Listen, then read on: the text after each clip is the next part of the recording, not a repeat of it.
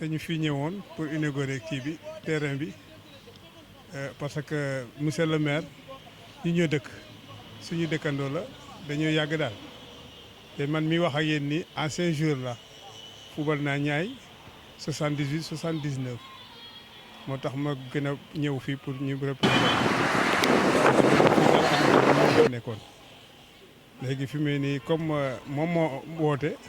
dañ fi war a ñëw pour sagal ko kontaan initiative bi mu def créer terrain ngir xale yi mën a tàggat seen yaram ak mag ñi ban initiative boobu noo ko gisee rafetlu ko rek dama ko rafetlu parce que fi mu ne nii xale yi suñu doom yi ñu ngi fi ñoom ñëpp lii rek lañ bëggoon yàlla def na moom ñëw na ba def ko kay dañ koy féliciter rek kontaan nañ ci di koy ñaanal yàlla na ko yàlla jàppale barke yonent barke alxuraan. ban message ngay jox ndaw yi daal fi mu ne nii ñu respecté ko xam ne fi mu ne nii terrain bi pour ñoom la du pour ñun dem nañ ba jeexal fi mu ne nii ñoo fi nekk fi mu ne dañ ko respecté na set rek rafet loolu lañ leen di ñaan fi mu ne nii comme président bi nee na setal nañ ko setal. jubalte moom loolu daal lañ ñuy ñaan xale yi fi mu ne nii kontaan nañ ci affaire bi suñ xol sedd nag guy macha allah macha allah. am na solo commencé nga nuyoo ak lay seetaan. asalaamaaleykum wa rahmatulah mbokk yi ñu ngi leen di nuyu di jox kenn ku nekk sa wàccuwaay fii buñ fi ñëwee tey dañ fee war a ñëw ndax fii ay tool la woon ñun ñëpp fi lañ juddoo fi lañ yaroo ñu ñëw fi ànd ak suñu délégué monsieur Aliou Ly ànd ak suñu beneen délégué mu ñuy wax Diouf mu nekk délégué technopole ñu woo ñu ne ñu pour ñu ñëw ànd ak ñoom sargaleel jàppale Cheikh nag li may wax ci moom du bari Cheikh ba ma koy xam boobu nekkul maire nekkul dara sama wëlal bi ñuy wax Aliou nekk délégué quartier Maka Colobane kër gi mu dëkk ni moo ko jënd ñu doon ànd bu rafet di toog di naanandoo ataaya ba yàlla indi xéwal gi tey di sant yàlla bu baax a baax tey ñaax xale yi ne nañ góorgóorlu ñeen ñëpp kenn ku ci ne am na loo ko bëgg li nga bëgg nag yàlla moo ko xam moo xam nu mu koy doxalee te ñu ngi leen di ñaax ba tey ci maanaam li ñu leen jox wutal leen ko pour ñu si football ñu fonk ko di ko setal bu ñu paree wormaal ko ndax wax dëgg yàlla liggéeyukaay la ndax xam naa ne kenn ku ne yaa ngi ñaan yàlla boo fi ñëwee balaay déwén nga dem ci équipe bi gën a kawe kan la ko suñu borom def waaw. waaye monsieur le maire indi initiative bu mel nii jagleel ko ndaw ñi yéen mag ñi ban gis-gis ngeen ci am ban jàngat ngeen ci am. jàngat bi ñu ci am mooy monsieur le maire daa bëgg ndaw ñi góorgóorlu jàppale ko mu jàppale leen kenn ku ci nekk am ci li nga bëgg nag yàlla moo ko xam. moo xam lu mu ca namm ndax monsieur le maire bu ñu toogee démb ak barki démb naan ataaya ba tey ji mu nekk maire foogu ko woon yàlla moo ko def ñu ciy gërëm yàlla bu baax a baax di ko ci sant ci defal gi mu ñu defal ni monsieur Diop Cheikh def ko maire te yàlla na kawe njortam yàlla na dem fu sut foofu fu sut maire waaw jaay mu sawa waaw jërëjëf.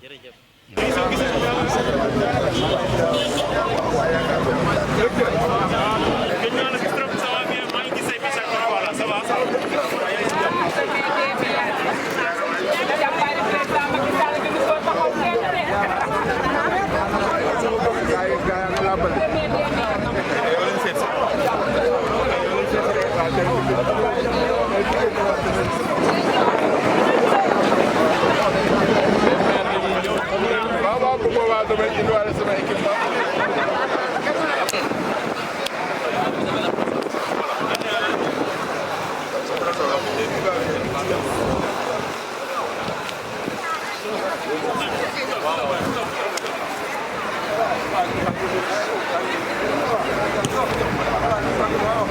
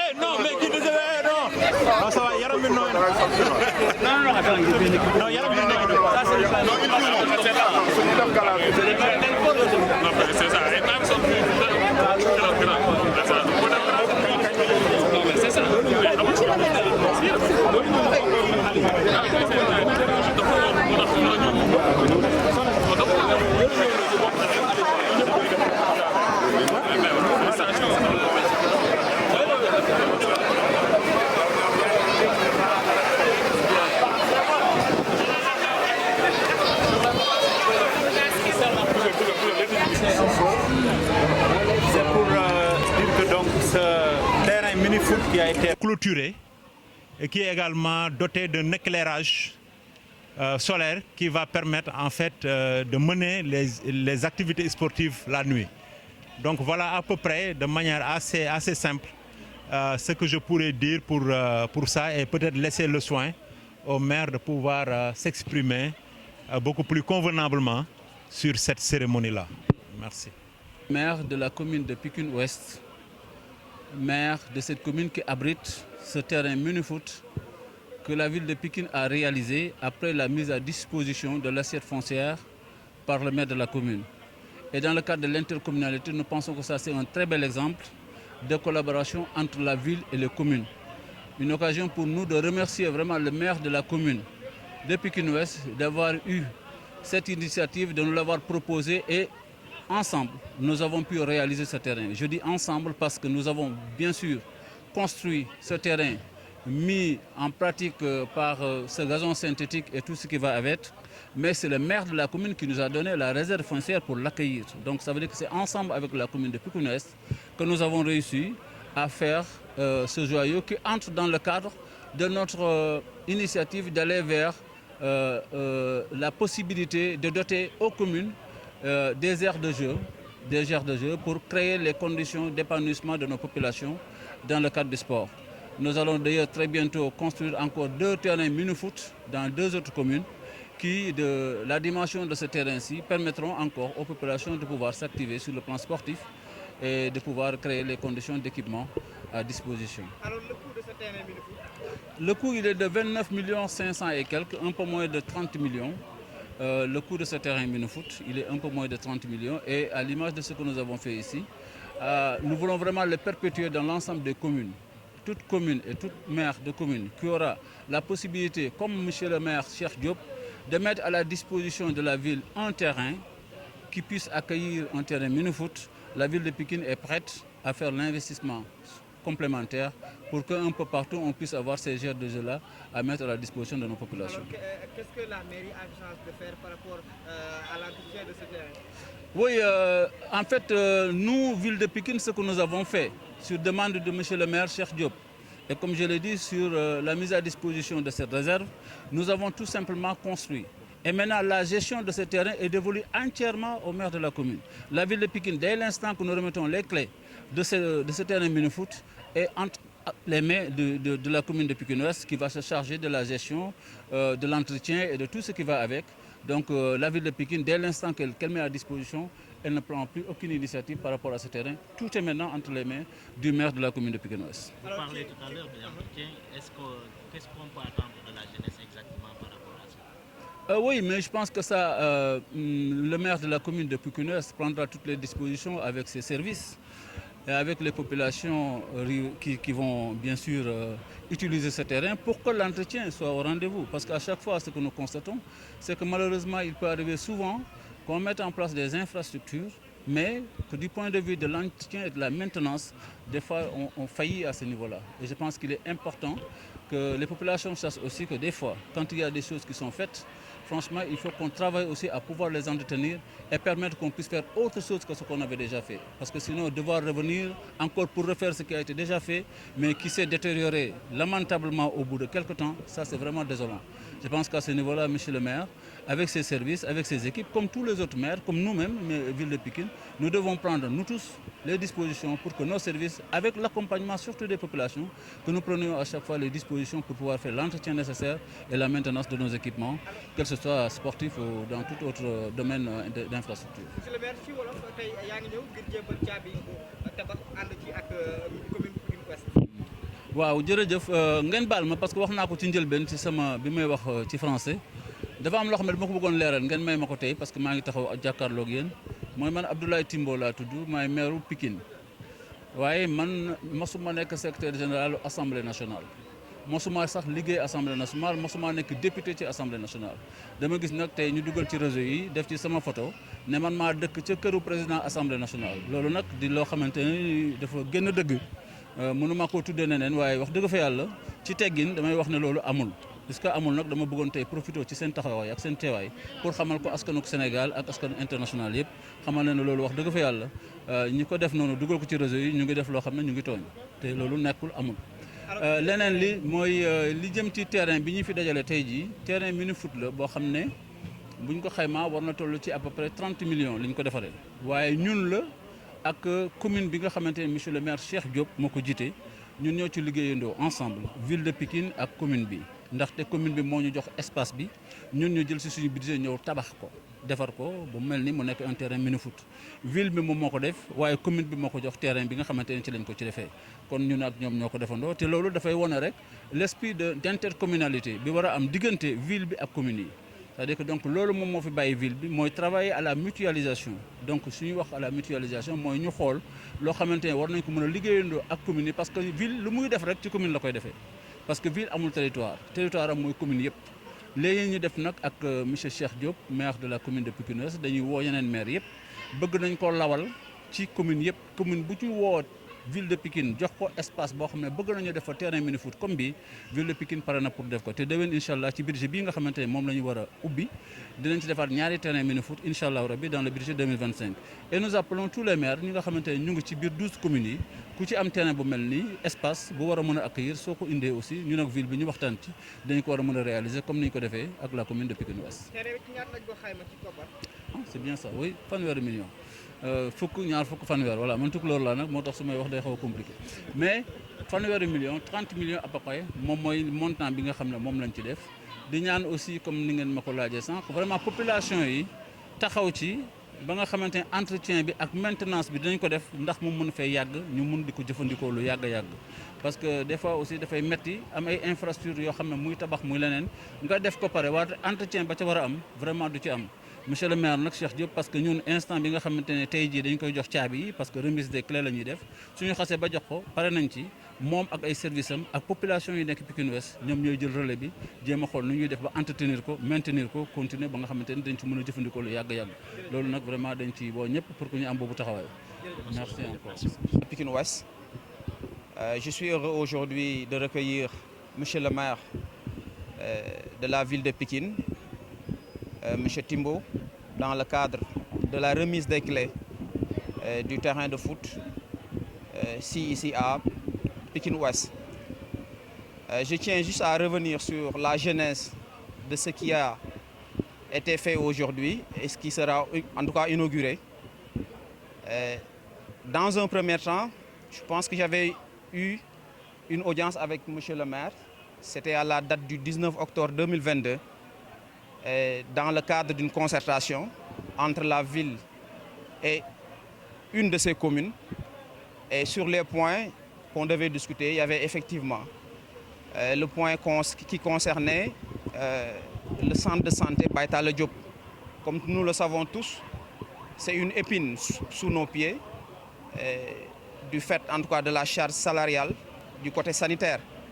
Et je remercie en tout cas monsieur le maire qui a été très sensible par rapport à notre doléance. Et suite à ça, je pense que l'engagement a été pris pour construire au niveau de Pikine Ouest un mini-terrain de foot dans le sens d'abord de participer à l'amélioration des infrastructures sportives dans notre commune, mais également à encourager les jeunes à la pratique du sport, mais surtout à appuyer la commune en termes de compensation vis-à-vis en tout cas de cette épine-là que je viens de relater tout à l'heure, c'est-à-dire la charge salariale au niveau de Dominique. Je rappelle que Dominique est un centre de santé qui se trouve dans la commune de Pikine Ouest, dont les agents municipaux qui sont là-bas sont intégralement payés par la commune de Pikine Ouest, alors que ce service médical-là est utilisé par tout le département. Moi, je pense que cela était la motivation principale donc, de notre rencontre. Et je reviens sur les remerciements parce que suite à cette rencontre, on a eu quand même à concrétiser les engagements qui ont été pris par M. le maire, que je remercie. Et je reviens également pour dire que ce projet constitue effectivement un pont, comme l'a dit tantôt M. le maire, pour jouer pleinement l'intercommunalité qui est toujours criée, parlée, documentée, mais souvent on peine quand même à mettre en place cette intercommunalité-là. Aujourd'hui, je pense que nous avons un exemple très palpant qui magnifie encore une fois la relation entre la ville de Pikine et la commune de Pikine. Donc nous tenons tout simplement à rassurer M. le maire de la ville en termes de maintenance et d'entretien. Effectivement, nous avons à améliorer notre façon de maintenir nos infrastructures. Ça, c'est une règle générale. Nous devons faire de telle sorte que les investissements soient pérennisés. Parce que si on parle d'investissement, financièrement, je pense que les comptables peuvent le prouver. Il y a des années qui sont définies pour pouvoir effectivement utiliser l'infrastructure durant cette période-là. Donc, en tout cas, rassurez-vous, monsieur le maire, nous n'allons ménager aucun effort pour que ce terrain-là soit très bien maintenu, pour que l'investissement soit pérennisé donc dans le moyen long terme. Je tiens également à faire un appel à l'endroit de la population. Effectivement, aujourd'hui, nous sommes en train d'inaugurer notre deuxième terrain, mini-terrain foot dans notre commune. Et cela doit également se prolonger sur d'autres infrastructures qui visent tout simplement à mettre un cadre sportif qui motive nos jeunes, mais également qui font de telle sorte que les talents soient détectés. Parce que je rappelle que cette opportunité est donnée également par rapport à l'initiative que nous faisons à la fin, en tout cas de chaque année scolaire, qui concerne les coupes du maire pour les petits. Et je pense que ce terrain-là, effectivement, répondra aux besoins, tout simplement, donc, par rapport à cette activité-là. Donc je tiens à remercier personnellement toute l'équipe qui a travaillé derrière, en commençant par Madame Dia, donc, et l'équipe technique. Je ne la vois pas aujourd'hui. Voilà, elle est là, voilà. Donc, mais quand même, nous avons travaillé ensemble. Je suis un peu exigeant. Parfois, ce sont des appels, parfois, ce sont des rappels, parfois, ce sont des remarques. Mais aujourd'hui, je pense qu'on a vu le résultat. Le joie est là. Merci beaucoup au maire de la ville, M. Timbo. Nous di rafetlu bu baax teewaay kenn ci nekk ci ñun di gërëm monsieur le maire monsieur Timbo. Mais balaa ñuy wax loolu dañuy ñëwaat tuuti rek ci li nga xamante ni moo sabab tey terrain bi ndaxte bu ñu rappelé woo biñ fi toogee en 2022 jëloon nañu initiative dem toog ak monsieur le maire dans le sens de jouer notre partition dans l'intercommunalité mooy lépp li nga xamante ni ay communes ñoo ko seq et en particulier la ville et ses communes ñu mën a discuter mais aussi trouver des solutions et mettre en place des projets kon loolu moom moo sumboon li nga xamante ne moo nekkoon suñu waxtaan bi ci waxtaan bi nag benn ponc nekkoon na ci muy ponk Dominique koo xam Dominique xam ni dafa mës a nekk problème fii ci Pikine Ouest problème dans le sens où en tout cas stabilité financière bi Pikine Ouest waroon am je pense que déséquilibre boobu li ko créé bokk na ci li nga xamante ni mooy la charge salariale agents municipaux yi nga xamante ni ñoo nekk Dominique nga xamante ni commune bi moo koy fay intégralement mais aussi mu nekk service boo xamante ni département bi yëpp ñoo koy utiliser donc mu nekkoon déséquilibre bu ñu constaté et puis suñu stratégie moo nekkoon dem toog ak monsieur le maire de la ville ñu en tout cas ñu mettre ko sur la table ñu discuter si te ñu ngi koy remercier bu baax ndaxte il a été vraiment sensible parce que bi ñu ko waxee on a trouvé des alternatives et parmi ces alternatives là moom moo nekkoon mu def infrastructure bi ci ginnaaw bi nga xamante ni mettre nañu l'assiette foncière tout simplement à sa disposition donc dañu rappeler wu ni effectivement que liggéey bi mi ngi nekk ci budget 2024 te ñu ngi ciy gërëm bu baax équipe bi nga xamante ni ñoo liggéey ci ginnaaw ndaxte madame Dia xam naa man sonal naa ko ndaxte envoyé naa ko ay message woo naa ko mais c'était juste pour ñu vraiment ku ma xam-xam ni projet bu ñu dugg vraiment dañ koy terminer te aussi on est très exigeant loolu rek la woon mais li ko waroon rek mooy tey jii nii ñu am joyau bi te ñu ngi koy remercier di remercier toute l'équipe technique qui est derrière ndaxte ni ko monsieur le maire waxee la ville n'a pas de territoire physique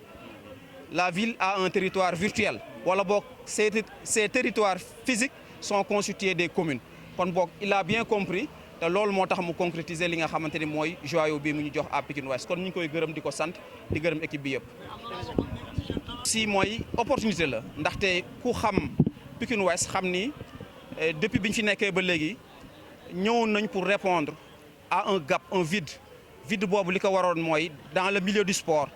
amuloon benn offre boo xamante ni jagleel nañ ko xale yi ñi nga xamante ni ñoo gën a doon ay xale cadets yi. c'est-à-dire entre 15 ans et 9 ans te bi ñu ñëwee on a quand même mis en tout cas l'initiative ñu mettre ko en place mu nekkoon luy répondre li nga xamante ni mooy les coupes du maire pour les petits ñu amoon bii passé 9 catégories sur 94 équipes et sur les 23 quartiers mu nekk loo xamante ni aussi vraiment dañ koy continuer di perpétuer donc bu ñu amee mini terrain foot bi mu nekk 2e dans notre commune je pense que c'est plus d'opportunités à ce que ñu gën a dem vers l'avant di boole ci ñëpp di des sport mais surtout encourager parce que loolu tamit moo ci gën a am solo moo ñu encourager jeunesse bi du rek jeunesse bi tout le monde parce que sport amul frontière ñëpp a war a def sport mais surtout li mu def mooy améliorer li nga xamante ni mooy notre parc d'infrastructures sportives parce que loolu bu amee mooy ñu ngi gën a jëm kanam mais aussi ñu ngi gën a dox ci nga xam mooy permettre ñu mën a mettre les conditions détecter les talents parce que loolu daf ci am solo activité yëpp ñuy def li ci gën a am solo mooy xale yi muy nekk mag ñi góor ñi comme jigéen ñi ñu mën a détecter les talents yi ñuy permettre aussi ñu promouvoir leen mais aussi prévaloir en tout cas de leurs compétences dans le domaine du sport. Merci beaucoup. Merci beaucoup. Je voudrais tout d'abord manifester mon sentiment de satisfaction et de contentement par rapport donc à ce terrain mini-foot réalisé dans la commune de Pikine Ouest. Et comme les deux maires l'ont dit tout à l'heure, cela témoigne en tout cas de la collaboration qui existe entre ces deux entités-là, surtout dans le cadre de l'intercommunalité, mais également à réaliser des infrastructures qui vont profiter à la population de manière générale, mais particulièrement à la jeunesse. Parce que quand on parle du sport, donc on pense d'abord à la jeunesse. Et je crois qu'aujourd'hui, on est dans la perspective des Jeux olympiques de la jeunesse, donc que le Sénégal organise en 2026. Je crois qu'aujourd'hui, il est important de pouvoir montrer ces infrastructures-là, non pas parce que donc elles sont belles, mais parce qu'elles peuvent produire de jeunes talents qui pourront vraiment représenter le Sénégal un peu partout en Afrique et à travers le monde. C'est pourquoi nous, en tant que jeunes de Pikine, nous sommes ravis vraiment de cet investissement de la ville de Pikine, mais également de la commune de Pikine Ouest. Et nous lançons un appel donc à la jeunesse donc pour l'entretien de ce cadre. Parce que pour nous, c'est important. C'est bien d'investir, mais je pense que c'est mieux d'entretenir donc ces infrastructures-là pour que véritablement qu'elles puissent être durables. Je pense qu'à ce niveau, avec le conseil communal de la jeunesse de Pikine Ouest, nous verrons comment vraiment accompagner le maire de la commune de Pikine Ouest donc à assurer donc l'entretien de ce terrain mini-foot pour que les jeunes puissent en tirer profit. waaw tey moom sentiment de contentement la ñu am ak fierté bi ñëwee gis terrain mini-foot bi nga xam ne ville de Pikine donc taxawal na ko andi ci commune bu Pikine Ouest ndax yàgg na nekk ci mbëbëtu Pikine jeune Pikine yi ci espace yoo xamante ni mën nañu fay defee sport kon tey lii bu amee mënuñu lu dul di ko rafetlu mais également di remercier le maire de la ville de Pikine mais également le maire de Pikine Ouest di wax ne tey Sénégal mi ngi jëm ci li ñuy wax Jeux olympiques de la jeunesse tey nag bu ñu ko waxee loolu compétition internationale la tey taxawal ay infrastructures yu mel nii baax na wane ko ci taar bi waaye tamit wane ne mën na produire tey ay ndaw ñoo xamante ni mën nañu taxawal Sénégal fépp ci biir àdduna pour mën ko fa représenter ci wàllu football wala ci wàllu discipline bu mu mënti nekk. donc ba tax na tey li ñu ciy def rek mooy lancer waat appel ndaw yooyu wax leen na leen lii nii bu ko maire taxawalee du pour moom mais pour ndaw ñi la donc tey ndaw ñooñu war nañ taxaw ci vraiment gën a taxawu bërëb bii nii toppatoo ko ba nga xamante ni dina mën a yàgg fii. parce que tey comme ñoom lañ ko defar war nañ taxaw ci entretien ba nga xamante ni tey war na mën nekk loo xamante ni daal du gaaw a am ay jafe-jafe moo tax ñun en ce qui nous concerne nañ fexe ba nga xamante ni avec le conseil communal de la jeunesse bi fi nekk dañ xool naka la ñu collaborer ba gën a jàppale monsieur le maire de la commune de Pikine Ouest Cheikh Diop pour que véritablement ci wàllu entretien bi ñu nit ñu mën ci jouer suñu partition pour que infrastructure bi mën a gën a sax fii nii biir Pikine Ouest. Merci. El nga présenté wu. mi ngi noonu Alioune Mbaye artiste comédien waaw maa ngi leen di nuyu. Taaw TV waaw Taaw nag bu dajeeg caat moom. waaw ak Taïba TV. ak Taïba TV Taïba taseeg doomu Tivaouane loolu xumb na mi ngi noonu. waaw Alioune Mbaye tey nga ñëwoon ci inauguration terrain bii nii. waaw ana ban gis-gis ak ban yëg-yëg nga am ci bii nii. waaw lu rafet ndax tey bu demee ba monsieur le maire Abdoulaye Timbo jàkkaarloog monsieur le maire Cheikh Diop kii di Sonko kii di Macky Sall dafay jàngale leneen tey moom mooy maire de la ville mais monsieur Abdoulaye Timbo bu fekkente ni maire Cheikh Diop bëgg na mu def fii terrain ñu àndandoo def ko lii mooy Sénégal parce que tey njariñ li du ñoom ñaar mais askan wi la moo tax chaque jour bu ñuy jiital askan wi rek coow du jib di leen nuyu di nuyu tamit maire Abdoulaye Timbo ci taxawaayam ndax mooy première maire boo xam moo fi def 2 mandats liggéey fi lépp loo xamante ni tey bu la ko doon joxoñ nit mënu loxo dar gémmiñ muy jàmbaar joo xam ne boolewul dara ki wax di un maire qui mérite son nom foo laal rek am na lu mu fa def te boolewul dara ki wax dëgg yàlla tey bu defaatee li Pikine du bett ñi ko jege di ko gërëm baax di ko sant di wax Pikine nan ko sàmmal suñu bopp ndax autorité yi liggéey rek lañ mën mais entretien bi ñun ñoo ko war a yor respecté ko defar ko ndax li sagu Pikine la. waaye ku wax terrain wax sport wax jeunesse. ana ban message par ta voix yow artiste bi moom nga leen di jox. waaw jeunesse bi mooy ñu gën a concentré wu seen bopp rek xam ni jeunesse kenn du ci yàgg moo tax lu ñuy gérer la pas jeunesse rek da nga war a yàq wala da nga def nangam mais un jeunesse dafay gérer carrière am gérer li am ci environnement am ba du ko yàq ndax tey loo fi yàq yow jeunesse bi yaa ciy gën a bénéficié wu tey lii gars yi dañu doon dem Dakar Sacré-Cœur di ko wuti tey bu ñëwee Pikine ba pare maire joxe lancé benn appel ni bépp maire bu nekk ci commune bi ci département Pikine bi boo bëggee ñu defal ko sa commune loolu kon war naa tax jeunesse bépp jugaat maire yi tamit bañ a politiser mbir yi mais may opportunité seen commune seen i jeunesse am lu mel nii ndax Abdoulaye Timbo pare na pour defal leen ko bu ko defee jeunesse yi ñu gérer ko seen bopp ndax waxuma la ressource bi mais divertir bi ci nekk ñëw football fii te doon ko wuti ay Dakar moo am Pikine loolu day wane ni banlieue tuddatul banlieue mais bon lieu la tudd mi ngi noonu. léegi lenn rek laa bëggoon. sama communauté bi lay seetaan ak bi seetaan muy Taïba TV nga yónneel ma leen message waa Taïba TV. waa gis nga Taïba TV nañ ko seetaan tey abonné te xam ni am na loo xamante ne am ko taxamu ko ñàkk ko gën jamono fi mu toll fii la message yi di ñëwee man maa ngi Taïba TV ñëw leen ñu ànd ci cappandoo baaraam bi taj bës kolos lu ñëw ñu recevoir Taïba TV. ngi en direct si Taïba TV ak Taw TV ban message ngay lancé jeunesse bi par rapport ak initiative bu rafet bi ñu teg. waaw mais d'abord di nuyu waa Sénégal yëpp mais particulièrement la jeunesse du département de Pikine. donc tey nag ñu associé ma ci li nga xam ni infrastructure boo xam ni terrain mini foot